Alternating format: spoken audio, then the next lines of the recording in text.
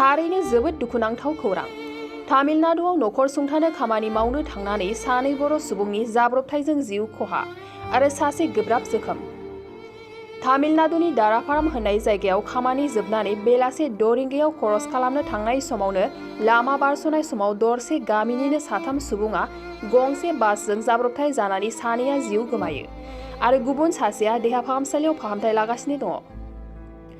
क'क्राझार जिल्लानि बेन्दोंआव थानाय 2 नं खासिगुरि पाटगाव गामिनि थागिबि ध्रुपद नार्जारी 42 बोसोर बैसोनि रदीप नार्जारी 37 बोसोर बैसोनि सानैया जिउ गोमाबाय। लोगोसे पुरन्जय नार्जारी 27 बोसोर बैसोनि सुबुंखौ दा कायामुथुर देहा फाहामसालियाव फाहामथाय होगासिनो दङ। मख'जाथावदि जिउ खहा जानाय ध्रुपद नार्जारीया सानै फिसाज्ला आरो फिसाजो सासेनि बिफामोन आरो रदीप नार्जारीया 7 बोसोर बैसोनि सासे फिसाजो आरो 9 दाननि सासे फिसाजो दंमोन।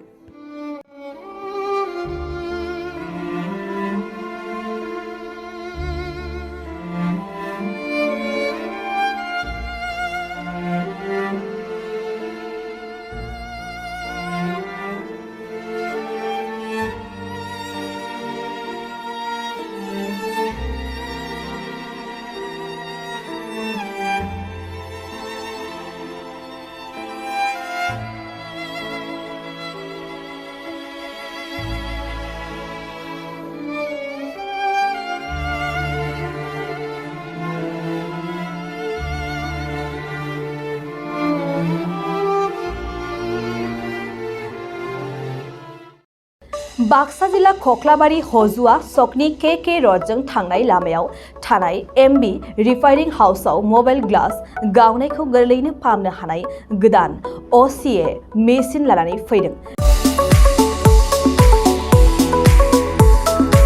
नोंथांमोना खम बेसेनावनो गाव गावनि मबाइल ग्लास बायनायखौ MB रिफाइनिं हाउसआव फाहामनो हागोन।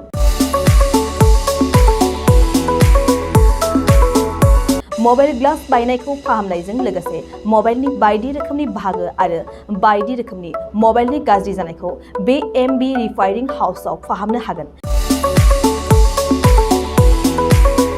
बायदि रोखोमनि mobile glass, mobile temper, mobile charge, headphone, pen drive, memory आरो mobile battery, computer, mouse, computer keyboard आरो मबाइलनि बायदि रोखोमनि बाहागोफोरखौ मोननो हागोन।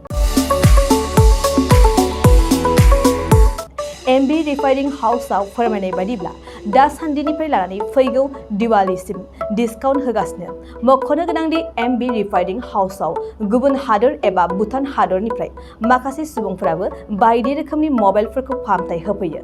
आबुं मोनथिनो थाखाय 8471972412 नङाब्ला 7002741465 जानबुं अनजिमायाव जगाजग खालामनो हागोन। सम फुंनि 8:30 रिंगानिफ्राय मोनाबिलिनि 8:30 रिंगासिम।